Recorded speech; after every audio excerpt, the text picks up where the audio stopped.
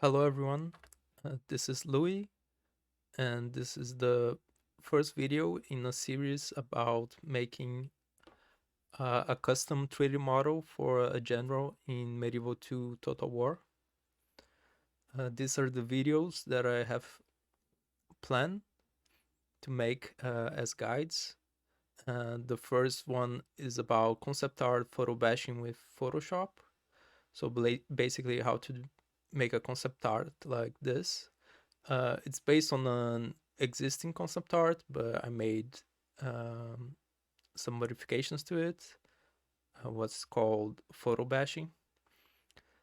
Um, you can also create your own from scratch if you can draw and you like to design your own general. You can do that as well. The second part is making a head model with Makehuman. So Makehuman mm, is a very useful program that you can use to um, make all sorts of things, and I'll just be using it to make the head model. Um, third third video is about 3D modeling with Houdini. Houdini, it's the tool that I use. Most people use Blender, but Houdini is very useful, and if you're starting out, you can try it as well, see how you like it. But um, the basic principles of 3D modeling are gonna be the same. Uh, the fourth video, unwrapping UV texture coordinates with Headus. Headus is again a very useful tool that everyone that's very useful to learn. That allows you to place seams in a model and unwrap them really easily. And it's a essential part of making a good texture is do a proper uh, UV unwrapping. So the fifth step is texturing with Photoshop. This is really old technique that me and some other texture artists have used over the years. Um, it's really basic, so I'm gonna show how to do it in Photoshop. Step number 6 is rigging in Milkshape.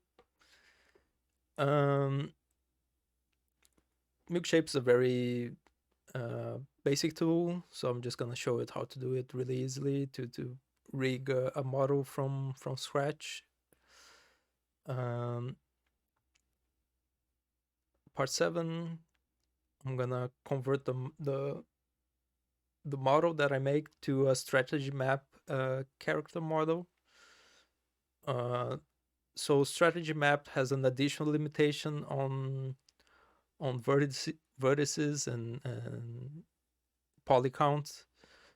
So I'm gonna be making a lower poly version of the model I've made in step 3. Um, so that's so it can be used in the strategy map of Medieval 2. And step number 8 is it's kind of optional. It's not really essential, but I'm gonna also make a general portrait. I'm gonna use Houdini to render the model. I'm gonna show you how to make a nice looking render, 3D 3D render, and I'm gonna also focus on the head to make a character portrait, and I'm gonna show it how to add it to the game. So I'm gonna talk a little about the tools. Most of the tools are free or have a free version. The exception being Photoshop, where you can use other tools if you want, but the technique I use for texturing is tied to the tools inside Photoshop. Um, so this is Houdini. This is the 3D modeling tool. So I'm just gonna show you how to download it so you can use it. They have a free version called Apprentice, which has a few restrictions and limitations, uh, but you can still use them to make to make models and things like that, and make renders. The renders are gonna have a watermark, and the size is gonna be restricted, but it's still useful. So I'm gonna the website sidefx.com/download. You go here and you scroll down and you go to production builds. And I'm not gonna download the latest ones. Maybe as a bonus, I might show you I might download it and take a look at the new version. But the version that I'm most used to is 18.5, so it's best to just download it. You're gonna see a lot of links, but you can see here it's just different versions. So 18.5.759, and then there's like older versions like .696, .672. So the further you go, the older it's gonna be. So I'm just gonna download it for Windows. They have versions for Linux and Mac as well. So it's a bit big. I've already downloaded and installed it. You just have to use the default setup options are fine. So you just run it, and then it's gonna install an apprentice license. So you just double click on the icon once you've installed it, and it's gonna ask for a license, and then you're gonna install an apprentice license. So you just read it if you want and accept. And it's gonna take a little while. Just don't close it, don't do anything. And just it's quite quick actually, but you can just click on run.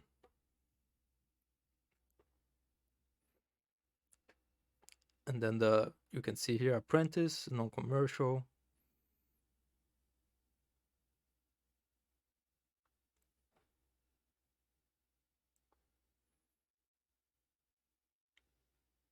This is just the first time that you run it. It's gonna take a little bit longer, but usually it doesn't take that long.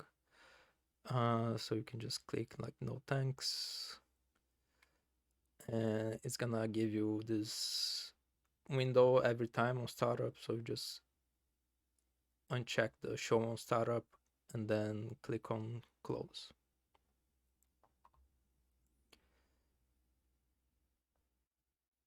Close here. There's a Houdini console. It's mostly when there's errors, it's gonna show the errors. It's gonna pop up this little window. You can just close it. The interface is really busy, but I'm gonna show it how to make it a bit simpler, a bit easier to use. This is your 3D viewer, but I'll talk more about it when I get to that video. So for now, I'll just close it. Let me talk a little bit about Photoshop. I have an old version of Photoshop. You can probably use like really old versions if you have them. And I'm just gonna create a new file here. So for Photoshop, the basic thing that we're gonna be using mostly is the dodge and burn tool. So some other softwares might not have these tools. Photoshop was created as as a uh, a tool for photographers, and the dodge and burn tool, there are tools that were used for analog photography to adjust the exposure when you're exposing your negative to a photosensitive paper. So it has it has had it has these tools like for a long time, and the dodge, if you have like a basic color, the dodge is gonna make things brighter, and the burn tool is gonna make things darker. And I use it for basically everything. So if you want to make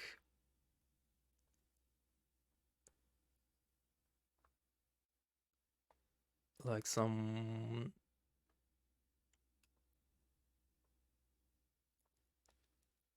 you want to show maybe some volume, then you make some bright spots and make some. You're just gonna be painting the dark spots and the bright spots in a texture. You can remove the hardness so it's a bit softer.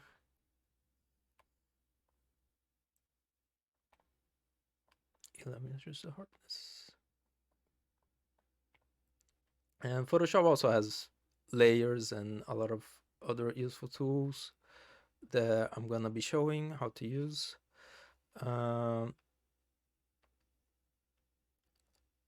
Another useful thing about Photoshop are the layer styles. I have a lot of layer styles saved here, as you can see. But yeah, I'm probably gonna be making some new ones for the purpose of the guide, and I'm gonna save them and link them to you.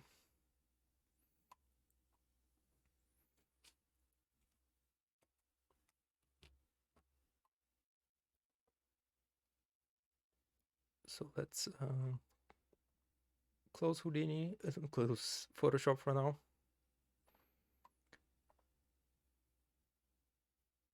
And let's go on to Makehuman. This time I'm gonna install it, so should be a quick installation.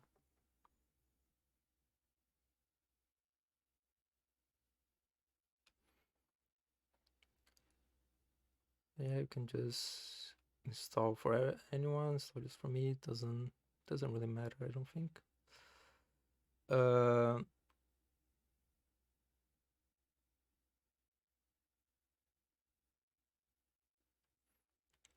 Here you probably want to install it someplace else. I'll just install it here in my data folder.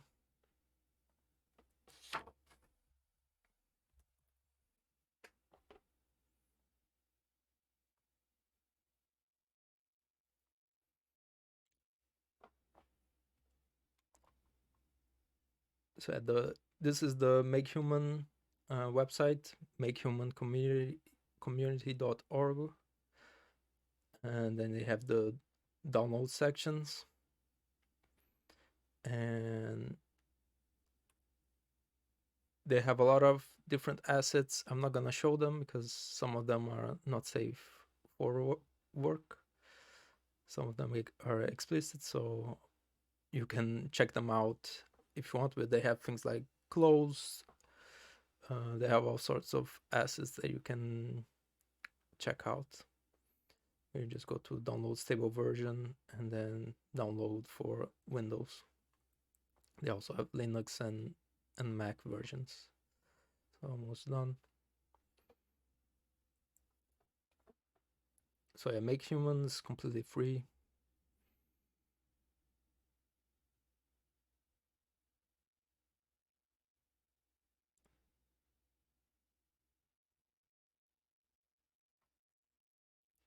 Almost done, just a second.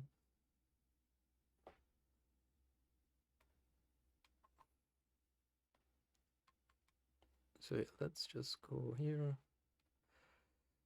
Makehuman. Let's see if they make a, yeah, they made an icon for you.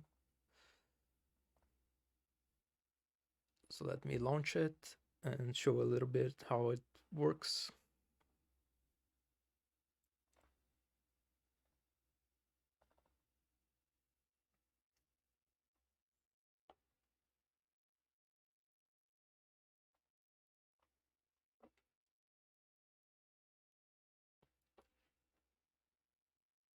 Okay, I think I clicked on it twice.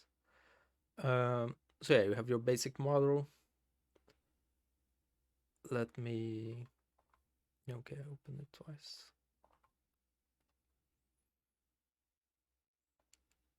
So let me just give it,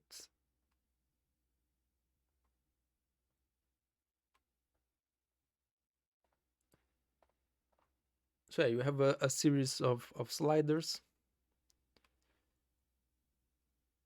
You have a female, male, age, so you can go to baby until really old, muscles. So that's the kind of first bit of customization that you can do, and then you're gonna have all these sorts of sliders they're gonna allow you to make a lot of changes. Again, you have age here.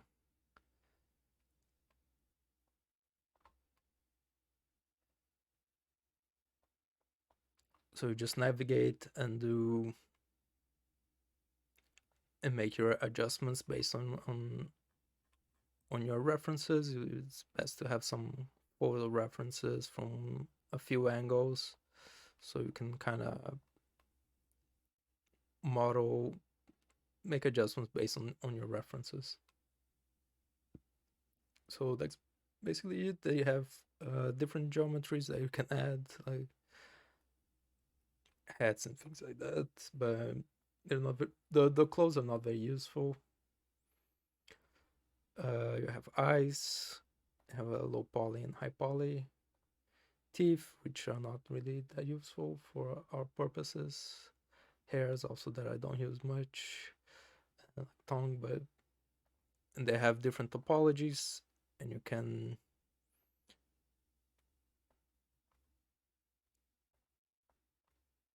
have a low poly topology that you can use as well.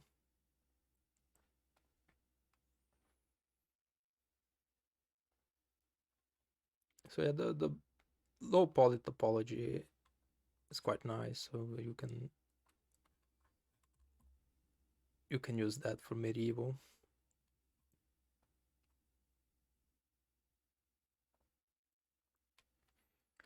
So the next tool I'm going to talk about is Headus. So this is the Headus UV Layout website. So uvlayout.com. You go on try and Windows,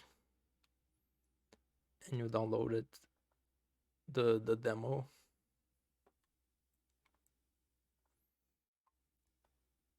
Again, already unwrapped it here.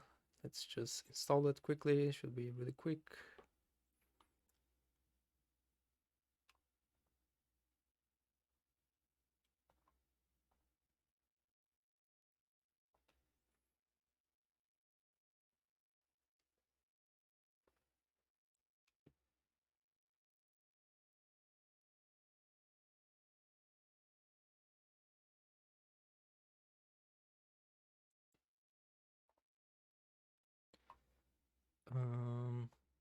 Here they have some videos that you can watch. They're also useful, but I'm gonna be showing basically the same things. So yeah, the UV layout is a really powerful tool, and it has a really kind of strange, like old school uh, user interface, but you have to trust me that it's really good and really easy to use.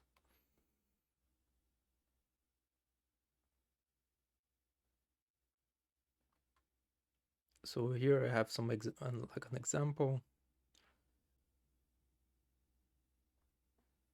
that I'm gonna load here just to show you.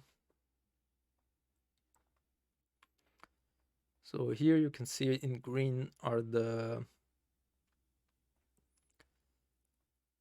seams, like the cuts on your model that you do to unwrap it. And here you can use it, you can see it unwrapped.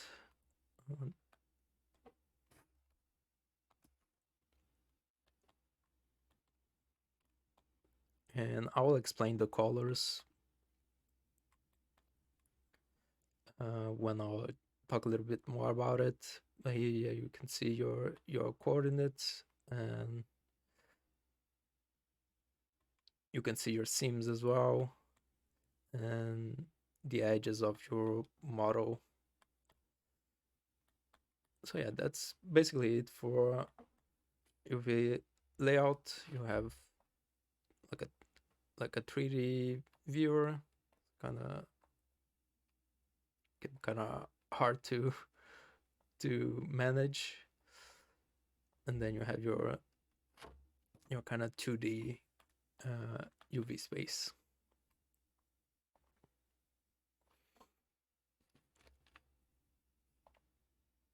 So next up, you can go to milkshape3d.com and you have to download 1.8.4.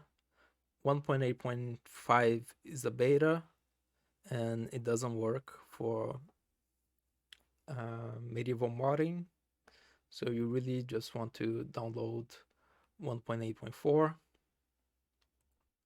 and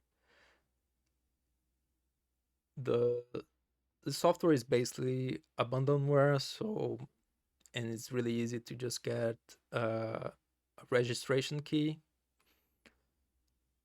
So if you go to help about register, you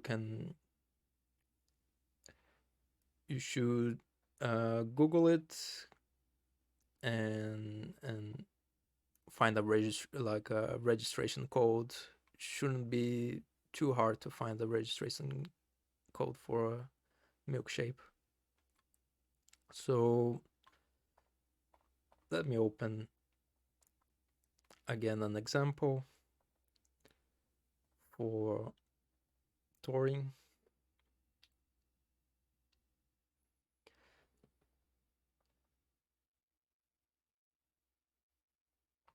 So here you have a model. You can see it as smooth shaded or textured. And if you go to joints, you can show the skeleton, so you can kind of see where the skeleton's placed. And you can also select draw vertices with bone colors to see how the model is assigned. So just so you have like a basic idea of how it looks, and I'll go into more details later. So here you have all the different groups. All the groups have a comment. I'll also explain it. And you have your materials here that you can assign. And you can also visualize your texture space here and your coordinates for each individual group, which is useful actually. So they're not shown like all together, that it can be a bit much, so they're separated into different groups here that you can select. Here this is the same model but merged with an animation. And here, if you click on a name, it's gonna show the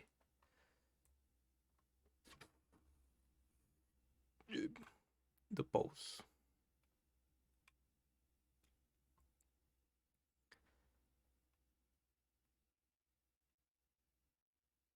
So yeah, you can load any animation if you have the Caliban Medieval 2 animations. And this is a low poly version, so you can see it's almost half the amount of the other one. So there's a few ways to do it. You can just remove some extra groups that you don't need, and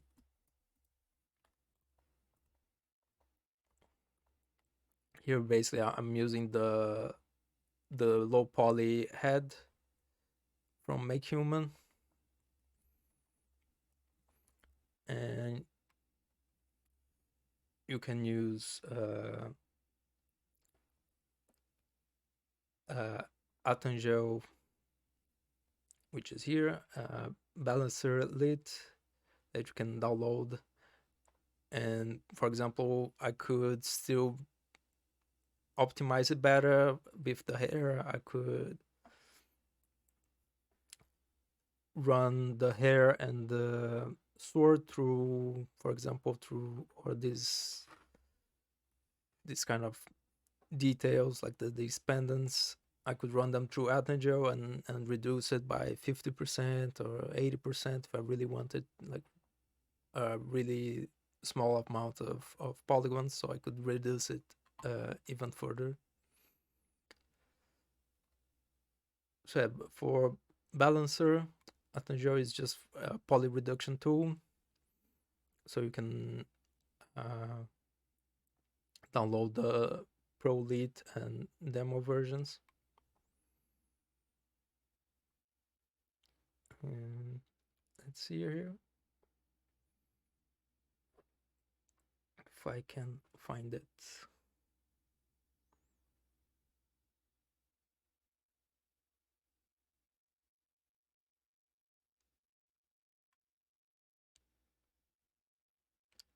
Maybe I uninstalled it, so let's install it again.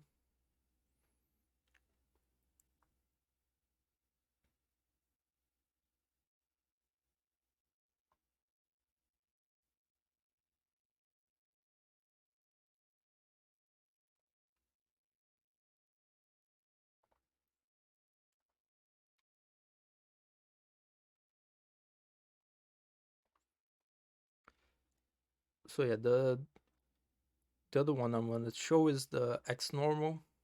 It's used to bake normal maps, and you can also create normal maps from a bump map, for example, from like a grayscale height map, let's say. So you can just download it, install it.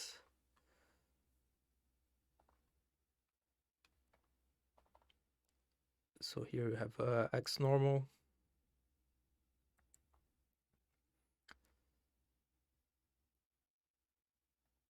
So here, for example, you can load a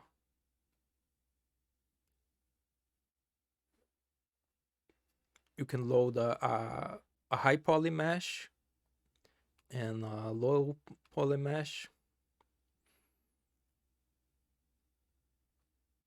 And if they're basically, let's say you have your high poly model here, and you have a poly model that you reduce, for example. Or let's say you have a low poly model that you subdivided and you use some kind of tool like ZBrush or something like that to do some sculpting, to sculpt some details, and then you can use the subdivided mesh as the high poly mesh, and use your low poly mesh here, and you can go to baking options, have a select your output file, your normal map, select to make a new normal map, and then generate map, and it's gonna generate uh, a normal map for you that's really high quality. So you still might have to make some adjustments to it, but it's really useful. And so finally, let's go to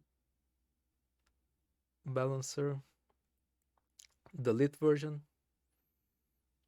that you can save, but it has a limit of something like 60,000 vertices, something like that, I think.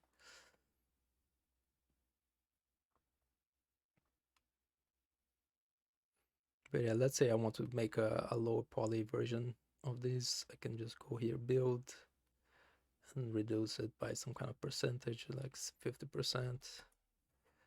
50% is a lot, so let's just go to like 30.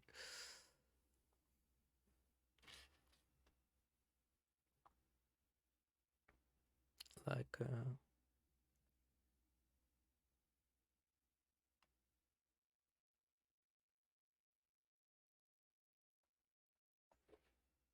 see, like 80%.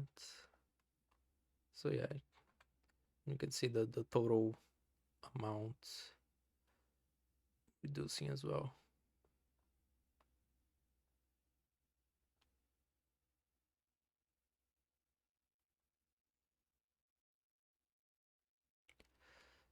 So you can see that it's not doing a great job with the body of the mesh, with the tunic, just because it's not a very dense it's not a very dense mesh, so it's not gonna really look that good because it's gonna make it really small, really low in polygons. But for things like the sword and the scabbard, all these little details, it can be quite useful. So yeah, one last thing I want to show. Let me launch Houdini again.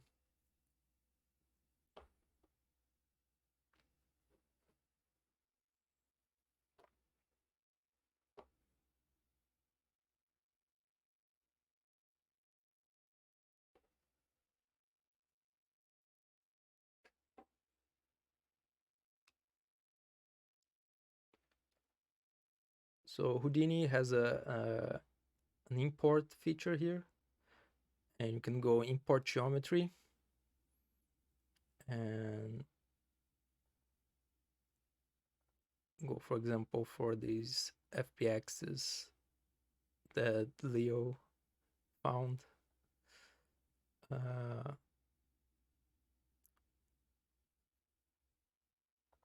from the Medieval 2 modding community. Probably everyone knows Leo. So found this model, and you can just import the geometry, and you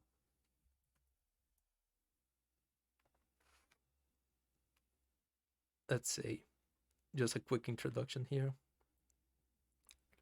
You have basically your node here. It's a geometry node. You can double click it to enter, and it's gonna have a file. This file is reading the FBX file, and you can write it. You can create another file node by clicking tab and writing file. So there you created another file node. I'm gonna connect them. So you connect all the nodes with left click, and for this new file node, I'm gonna go right, and then I'm gonna navigate, and I'm gonna, I've already done it, but you can go, for example, elf warrior dot obj. You always have to put the obj, the kind of file you want to save. So in this case it's obj. Accept, and it's gonna save it's gonna basically convert your FBX to the geometry on your FBX to an obj. They also have a import FBX here, has more options, so you might want to try to do it, and but it's gonna be a bit more complex to navigate. I might show you later how to do it. So basically you have your FBX here, and here's the obj. You can open with the Windows viewer, 3D viewer, and there it is.